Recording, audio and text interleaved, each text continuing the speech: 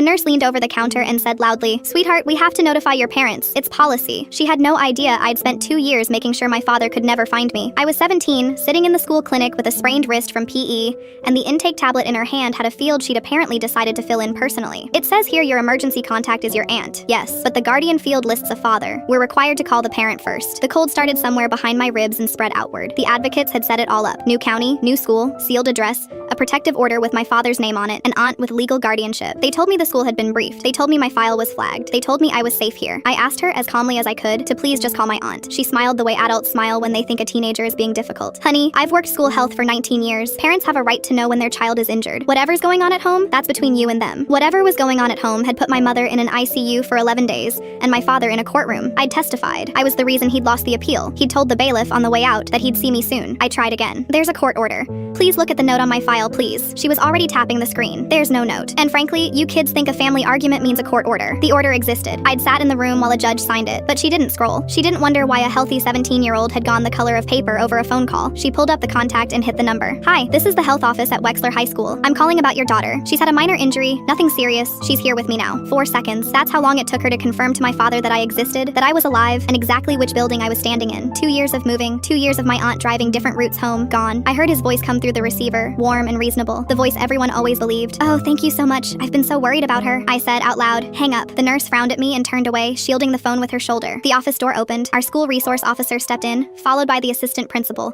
who was holding a printout and moving faster than I'd ever seen an administrator move. "Ma'am, end that call. Now," she startled. "I'm speaking with a parent." He took the phone out of her hand and hung it up. Then he set the printout on the counter and turned it around. My name, and beneath it, in red, "No contact. Court order. Do not release information or location. File flag 04. This is on the first screen of her record," he said. "It's the first thing that loads." I didn't scroll. You didn't have to scroll. The officer was already talking into his radio, requesting a unit to the building. Then, more quietly, to the assistant principal. "Call her guardian. Call the DA's victim advocate and lock the west entrance." The nurse's mouth opened and nothing came out. Then finally, "I was following policy." "You overrode a judge," he said. "They moved me to the front office with the blinds down. My aunt got there in 11 minutes. She ran 3 lights," she admitted later. "The advocate arrived 20 minutes after that with a folder and a very tight jaw. He didn't come. He was 2 hours away and had a probation check-in that afternoon, which is the only reason this story doesn't end differently. But the call was logged, and the call was a violation, and violations have consequences. We moved anyway. New district, new address, a school where the flag on my file requires a supervisor's login to even open." The nurse was placed on leave, then reassigned. I heard she told colleagues she'd been punished for caring about a kid. I've thought about that sentence a lot, because here's what I want people to understand. I wasn't asking her to break a rule. I was asking her to read one. The advocate said something in the car that I still hold on to. "You did everything right, every single step. An adult failed you, and that is not the same as you failing. I graduate in the spring. My aunt is coming. Nobody will read my legal name out loud."